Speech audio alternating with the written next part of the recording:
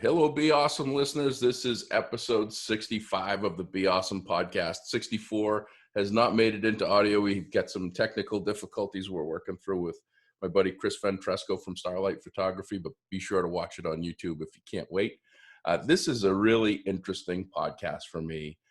We did 2 takes with Neil Levine from McGuire's, one of the first Keeping It Local Be Awesome podcasts. And the guest today came up in conversation on the first take that didn't make the cutting room floor, as they say.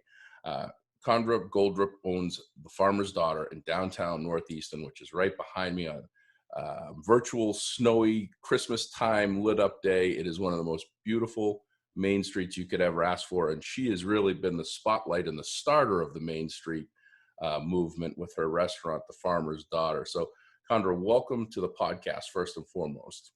Well, thank you so much for having me. I'm honored to be one of your selections for sure. Yes. Yeah. Well, glad you could make the time. I cleared my whole schedule. Yeah. Yeah. I know how difficult that is in days like today that end in Y. So right. Really appreciate you doing that. But so walk us back to the start. How did Farmer's Daughter start? Where did it get its name? Tell us a little bit about the restaurant itself. Okay, great. Well, I am a farmer's daughter. It's true to its name. So that question never gets old to me because a lot of people think it might just be just a name or marketing gimmick. My dad grew up in northern Maine, was a kind of a family of potato farmers. Not much else going on up there except for potato farming. And I was lucky enough to kind of grow up with really kind of eating the food that you grow, and that was really instilled at a very young age. Cooking with my grandmother, and kind of just very naturally found myself in the restaurant world at a very young age. First job as a dishwasher, kind of worked my way up. My first restaurant gig was actually Sunday brunch. So I think I've always had this special place for a breakfast concept. And later years went to college for hospitality. I don't have any formal culinary experience, mostly self-taught in terms of that. But I just kind of always had this brunch concept near and dear to my heart. So I found myself in Easton. My husband grew up here, so that's what brought me to this neck of the woods, Massachusetts, and fell in love with our little Main Street downtown. At that time, there wasn't much going on. It was a little bit of a more tumbleweed kind of effect down Main Street. That's an understatement. Yeah. But there was kind of this piece of real estate that had been a few different kind of breakfast concepts along the way. And just kind of fell in love with the building. And then we had kind of a little fairy tale kind of story, really, classic New England Main Street. Wanted to bring a little life back to it. Just about a year and a half, 2 years prior, Langwater Farm had kind of opened their doors down the street. And they had an organic farm concept. And it just kind of spoke to me. And once I just kind of started the concept in my head, and it really kind of took life. The building wasn't available. We tried for about 7 years, calling nonstop to my former landlord, Doug King. And finally, one day, the spot became open, and he kept his promise. So he gave me first dibs on the building, and we kind of went in and brought a little life back to it. It was a little scary when we first opened the doors. I joke with a lot of people, I threw my shoes away the first time we walked through there because it had seen some better days. So. So we kind of went all in and rolled up our sleeves and moved the cobwebs and brought a little life back to it. And then it just so happens it was perfect timing because the town of Easton had just kind of got some grant money to kind of revitalize the downtown and kind of revamp the sidewalk space. And it just was perfect timing with us opening our doors 7 years ago in 2013. Well, I was gonna ask you how long ago that was. I didn't realize Doug King owned that. That used to be called Charlie's, I think, a long time ago, right? Yep. 70s, 80s, that was the place to go for breakfast. Nickelodeon, where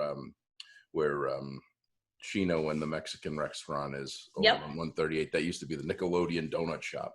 Oh, I haven't heard that. Yeah. They used to have a funny mirror that when you would walk in. It was like one of those fun house mirrors, so you'd have all different shapes when you walked in.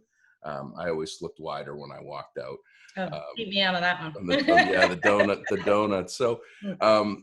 So you guys built the restaurant out. How big is it? How many people can you seat? We're a tiny spot. We seat just about 50 creatively. I've got like 6.5 seats at my bar. I say 6.5 because on some days we can squeeze an extra seat in there, and some days we can't.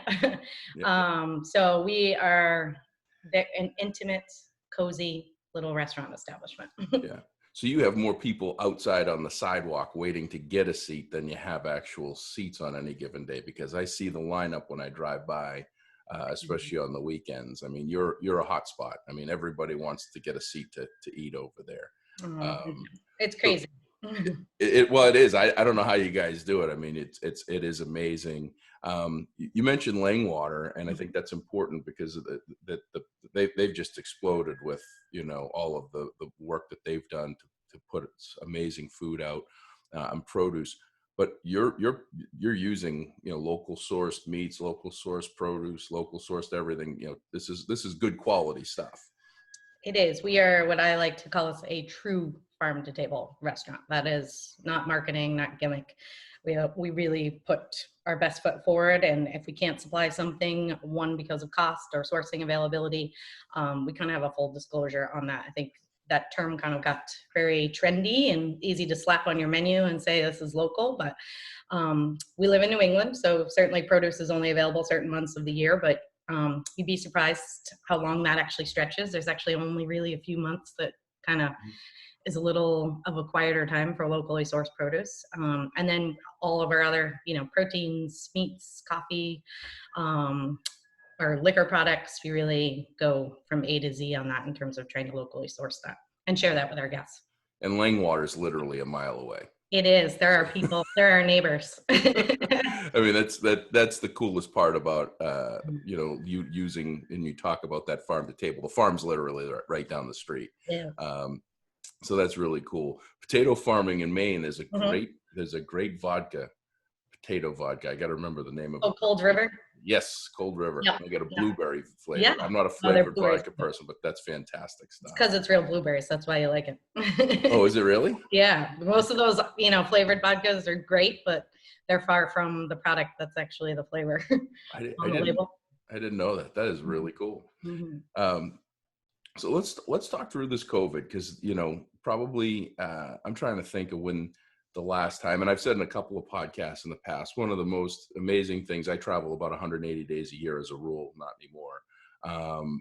But typically I come home late at night on my flights, and I go out of my way to drive down Main Street, because it is just so beautiful. It is amazing, especially during the holidays where you guys put all the lights up and everything.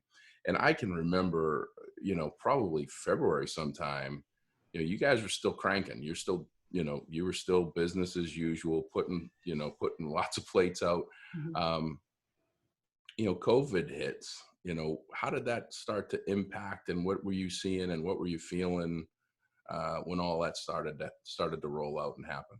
It's a great question. And, you know, I'm glad you touched on, we actually had our best January, February year to date.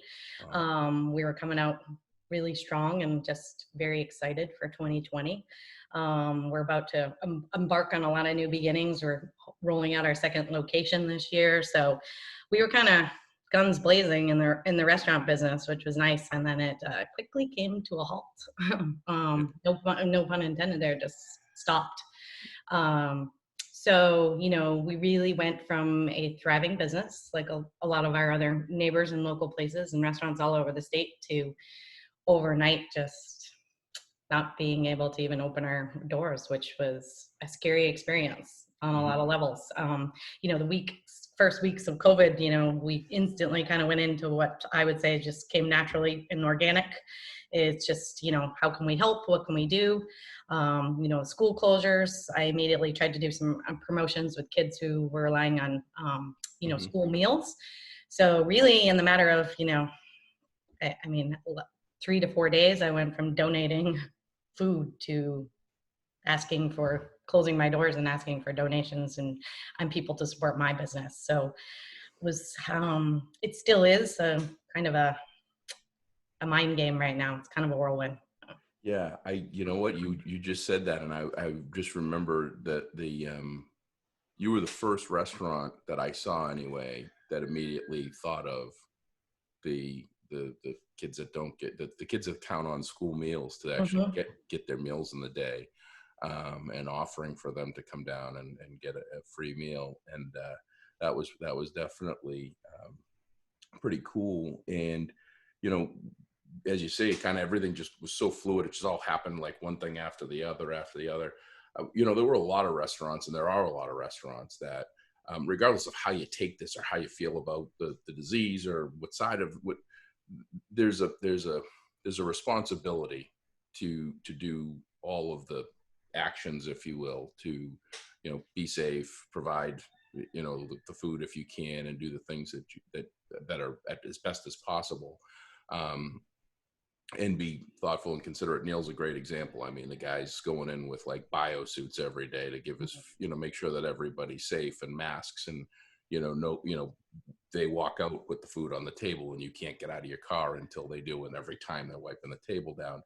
You attempted to do that, right? You attempted to do a kind of a contactless curbside pickup for a little bit. We did. You know, it was kind of reset, rethink things literally in overnight, how we can kind of adapt the business. So we tried in with all of our best efforts. You know, certainly now trying to put out as much as we could on social media as to do's, don'ts, try this. And maybe it was just too soon, and maybe there was too many moving parts. And I think it was new, you know, putting myself in the consumer and guest point of view. I mean, it's confusing. You're used to a certain way, and there's just things you do. So even if you're trying to, I think, go into that with all the right things and be safe and be conscious, it's like there's a disconnect with your brain, because you go to a place and you go to the front door and you push the door handle and you open the door and you go in a place, right? That's what we're on autopilot to do. So, you know, it was tough to try to work with that and create a safe environment, run your business all in a very short amount of time. And just, you know, we just felt that we weren't operating safe. And then you know, there really was a moral side to it too, because I'm worrying about my guests coming into my business. I'm worrying about my staff. I'm worrying about myself, bringing it home to my family.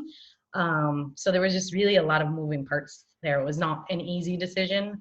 You know, in hindsight, I think we made the right call at the time, and I still stand by my decision at this time to shut the doors. Yeah, you know what? I agree with you. I think that that first of all, I can't imagine the magnitude of that decision had to be on you, and still probably is. But the difference with you and most other establishments is a lot of your patrons walk, right? They're walking and parking. They're parking all over the place. So it's not a seamless, like, hey, pull up and throw the bag in the window. It's exactly, you know, and you've become a place of congregating. I mean, you got benches outside, and it's beautiful. And the old Northeastern Grammar is across the street. People sit out on the grass.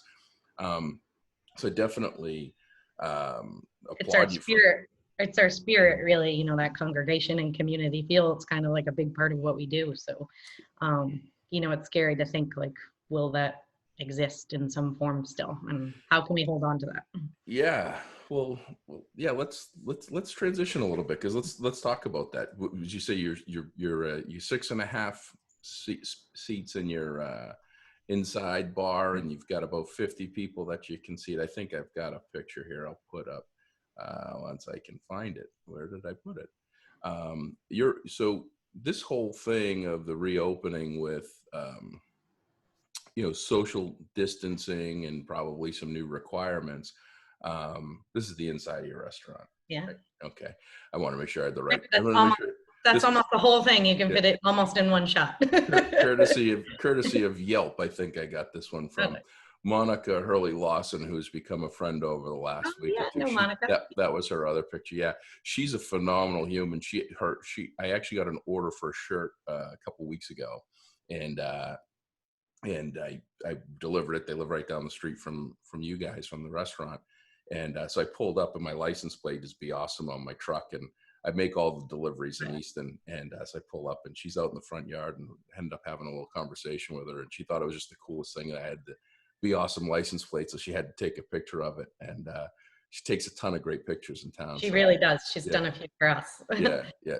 And she's very positive. She's doing a lot of positive stuff on social media. So I really appreciate everything you're doing there, Monica. But, you know, let's think about this. I mean, you're probably putting a ton of thought into this, because I look at this right here, and we talk day and night, all day and all night. Right. I mean, emailing myself every brainstorm I can come up with in the middle of the night.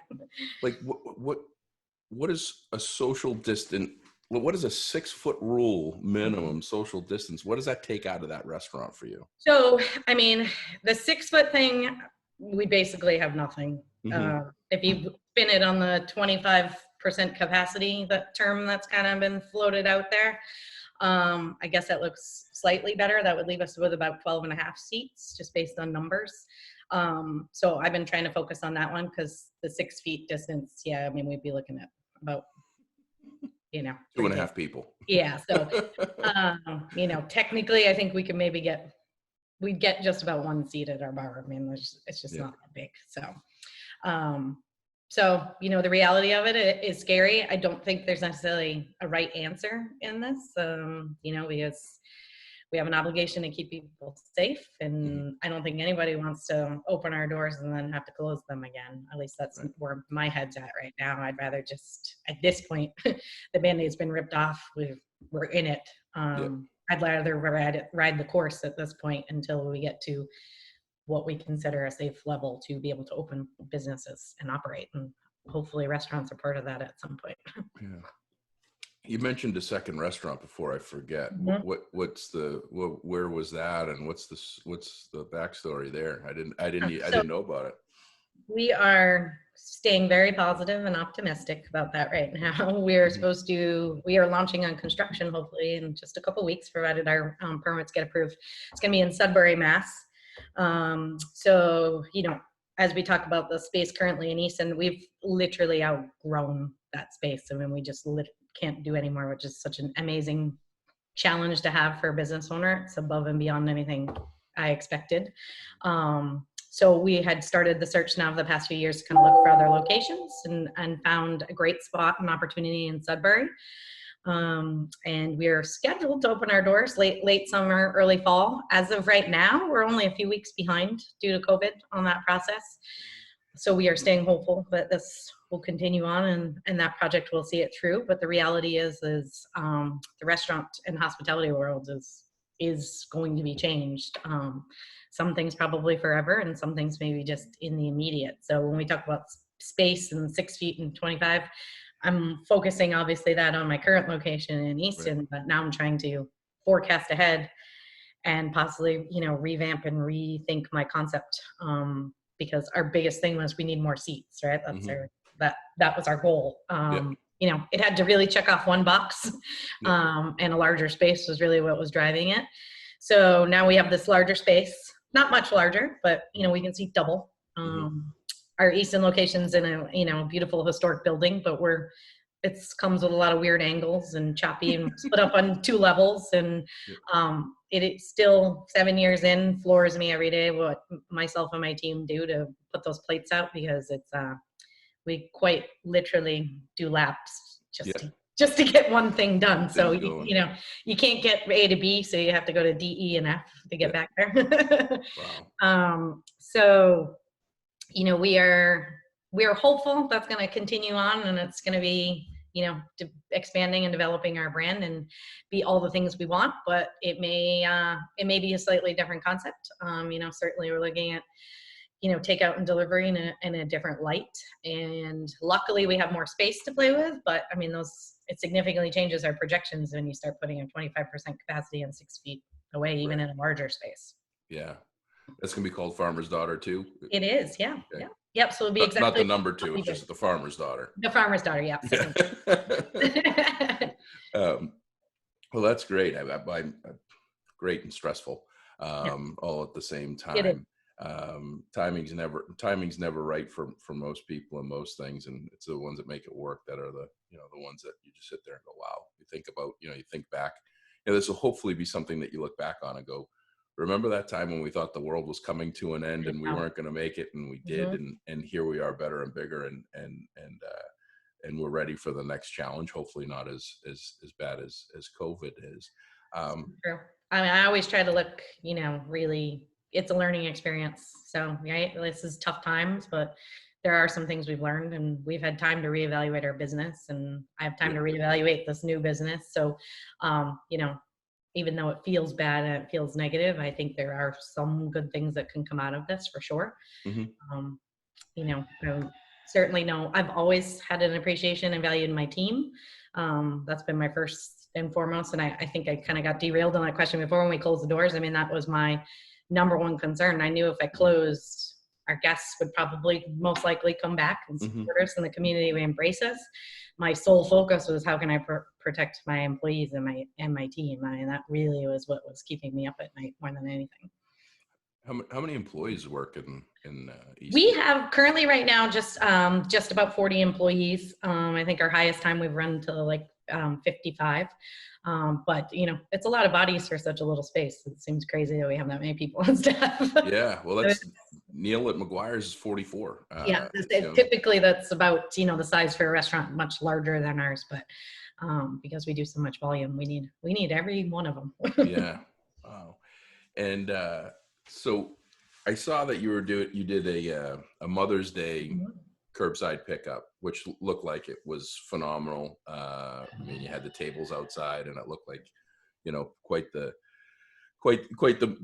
movement of getting people in and out and getting them their Mother's Day meals. And I think I just saw you were doing something else coming up, and offering.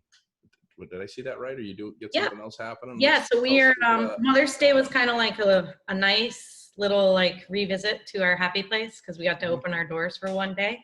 It would have been hard for me, I think, in this process. Mother's Day is our biggest day of the year, so like to have Farmer's Daughter closed for that would have been a lot for me to swallow on that. So we kind of embraced it and said, you know, the takeout portion just didn't necessarily work with our format long term right now, given the constraints. But for one day service, we were able to kind of, I actually think we put more time and thought and planning into the outside curbside pickup and protecting people's safety than, you know, the food part's easy for us, right?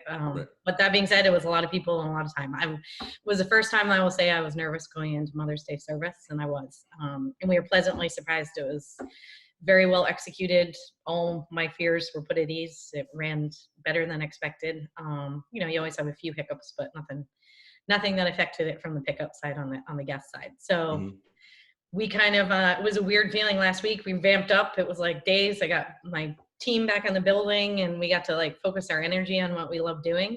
And then Monday was a real, like, it was hard day to swallow because it was like going, and then back to stop. Yeah. So we got with my management team and we said, you know, let's test the waters because we've been, you know, brainstorming lots of ideas for when we reopen. But we said, you know, maybe we can pull off something like this because I think, you know, we're going to try to just basically offer a weekend brunch starting next weekend. Similar package to what we did, you know, prepackaged breakfast for either individual or feeds a family of 4, so you can kind of choose what fits your needs best. Some of our basic favorites, so you know, our loyal guests will be excited, or there will be a chicken and waffles appearance, which is pretty much our bread and butter and our crowd favorite. So we've kind of broken that dish down. But that being said, we can't serve it the way that we serve it in the restaurant.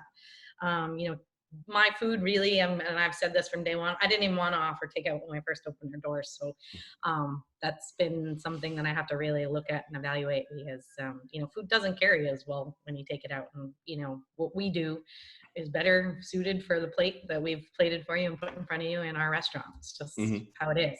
So we've kind of picked some things that we think we can modify and we'll hold up as best as they can for takeout, and then you can bring them home and still enjoy them. So we'll be rolling that out. We started sales yesterday, which in just a few minutes of posting, we already had several orders. So that was definitely gave us some warm and fuzzy feelings that this will hopefully be embraced and financially make sense for us to continue.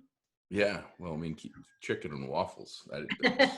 I love, right? Yeah. How can you go wrong with chicken and waffles? Right. Well, and that's great. And how many chicken and waffles can you make for a Sunday brunch? Yeah. I mean, typically we serve, you know, 100 plus, you know, on a average Sunday anyway. So, you know, we're up to the challenge. Let's put it that way. Well, that's cool. I'm hoping I don't have to say no. Yeah.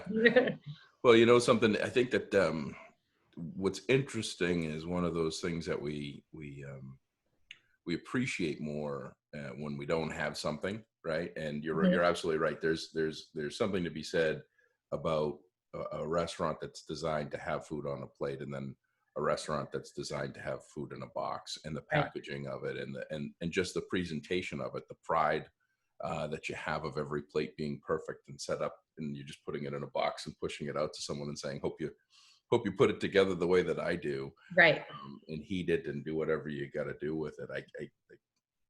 That's a tough one. But I then mean, just the packaging alone, that's been a decision. So like we've been working towards getting all of our paper products to compostable and biodegradable products, because unfortunately it costs a lot more than the other alternatives. Yeah. And this year we finally just switched over everything, because we've been using it in bits and pieces. And now, now that if we're switching to a more takeout focus, I mean, we're not even sure if we can incur that cost, and we're trying to do something better for the environment. So, it's examples like that where it's like, we really have to rethink our concept and what we're doing because of the constraints put on us right now. Yeah. You're taking a page out of my playbook. This whole COVID has had me thinking so much on so many different levels. My company, we didn't even get to talk about what Be Awesome does a whole lot when we kind of did this, but I'm a professional speaker, so semi-professional public speaker, keynote speaker. So that's where my bread and butter lies. The t-shirts that I've been selling for 2 years, I don't know if you listened to the episode with Santa Claus, but I went and met Santa, the only guy legally named Santa Claus in North Pole, Alaska. I love it. When I launched Be Awesome. And he advocates for homeless and foster children around the country. So the shirts I was selling as a kind of as a hobby and something to give back to programs that support homeless and foster children. And so I didn't put a lot of thought into it. I just wanted to sell them, put some money and figure out what to do. And so the fabric, I've trademarked the logo. I've got to have the online shirts. And, I just said I want a good fabric, didn't think too much of it. And they're made in, I think, Costa Rica and Honduras is where the shirts are made. And then they're screened here in the United States. And then I was using high oil based shipping materials. And this whole COVID thing, I'm sitting here going, all right, we got all these Americans unemployed. If I can employ one more American to manufacture the shirt from start to finish, then I'm going to do that. And then then you start seeing these heat maps of the carbon dioxide emissions going down, and the basically Mother Earth regrowing and basically regenerating and starting to get healthy again, because those planes aren't flying. 16,000 planes are grounded. People aren't driving. So we're moving actually.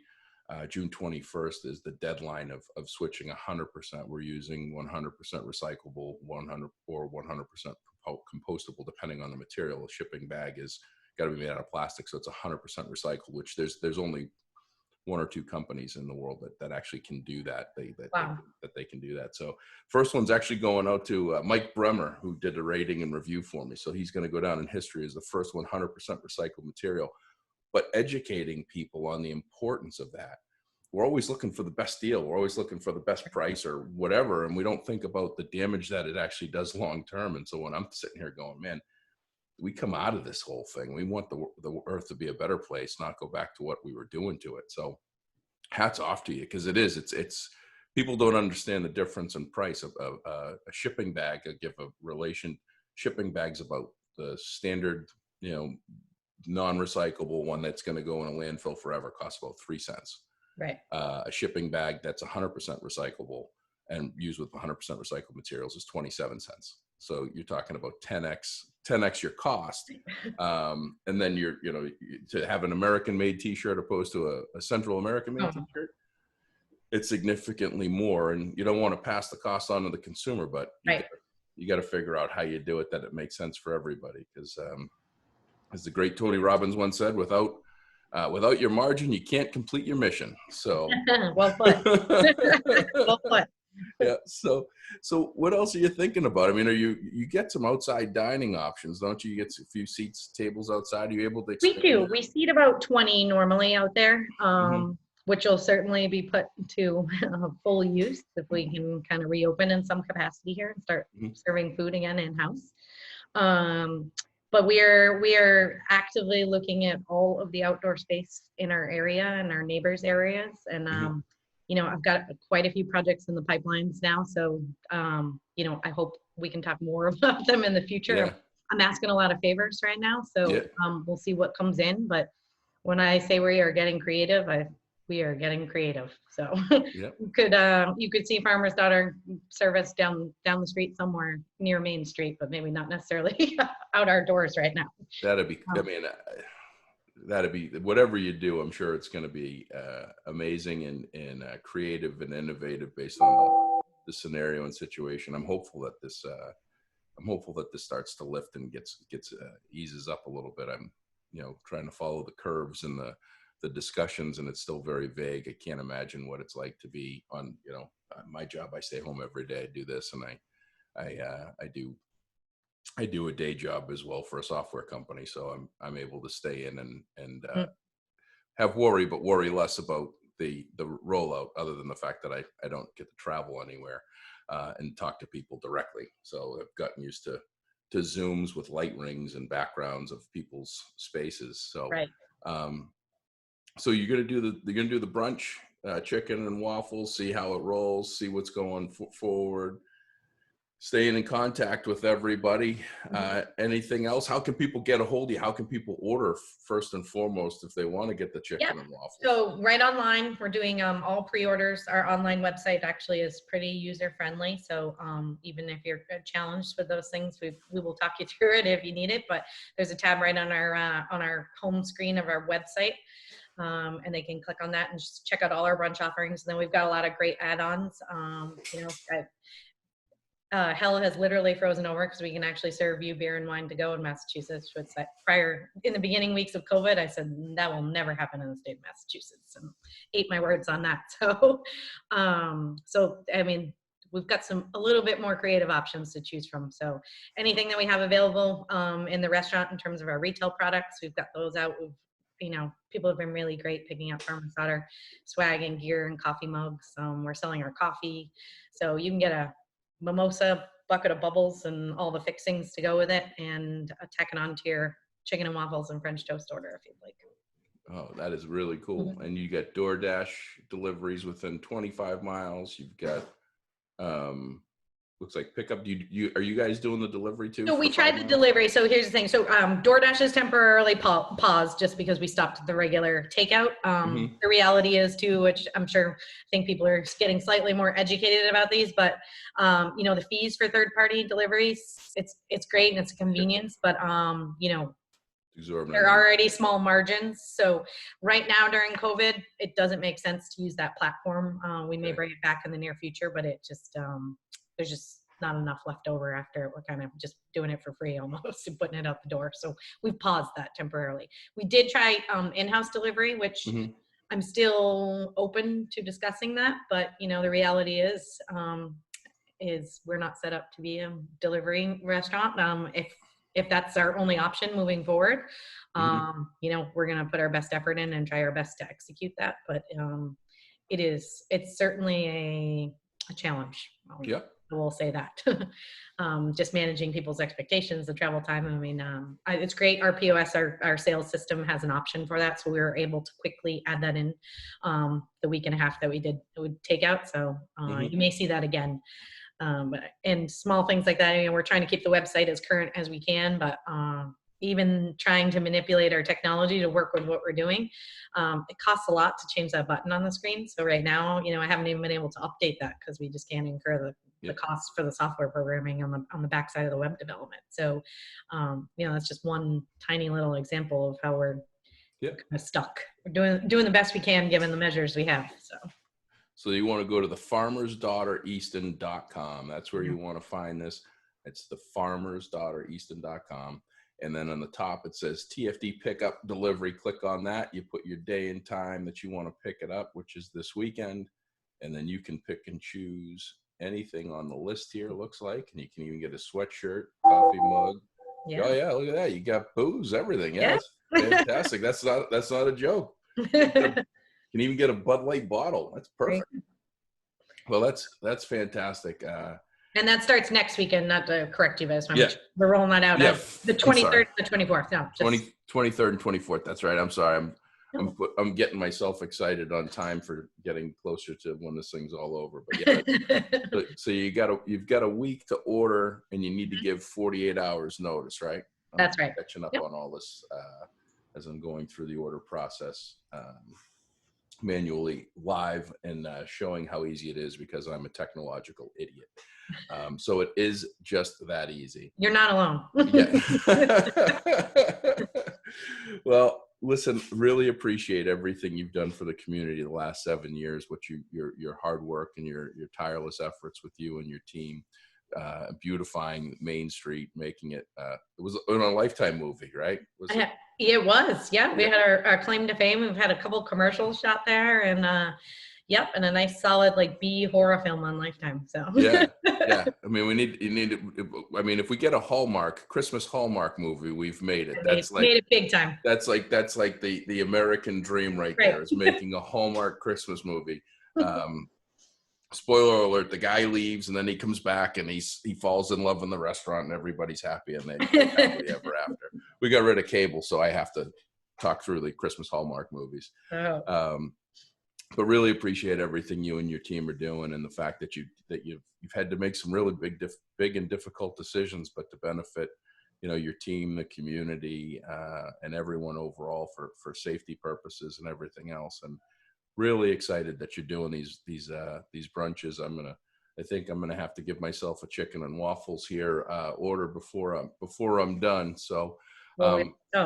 Keep up the great work. Hope to have you on for that episode when you open up Sudbury, and hopefully everything gets back to some form of original game plan. Well, we certainly look forward to that, and I look forward to checking this out. Thank you for your time, and keep doing what you're doing. Gonna do our best. Thank you so much. That'll do it for this episode of the Be Awesome podcast. This is a great one. Making tough decisions and keeping things going is something that our community and any Community USA people are doing it every day, making those tough decisions, but trying to keep a smile on their face. If you're a local community member, or if you're just anybody that wants to come on the podcast, tell your story, share some words, vent, do whatever, as long as we get some, doesn't always need to be hope and optimism. This does suck. We got to remember that. But some idea of how to get through this, definitely get a hold of me, josh@beawesome.com. That's Josh at Beawesome, BEAUSM. Getting some great ratings and reviews, helping the podcast platform grow. Remember, if you do one, like Mike Bremmer did, I send you a free t-shirt, and it's going to come in a 100% recyclable material shipping container, so you don't need to worry about hurting the environment. So go onto the Apple Podcast platform, put in a rating and review, get a free t-shirt, or you can buy one, or you can buy a face covering. I got those on the website. I now sell t-shirts and face coverings. That's my big claim to fame. So got to retool and readjust, and we're going to be going to all 100% American-made t-shirts effective June 21st, which we're excited about. So follow us on social media. Do everything that you guys keep on doing today. Have a great day that ends in Y. And remember, to do awesome, you got to be awesome. Have a great day.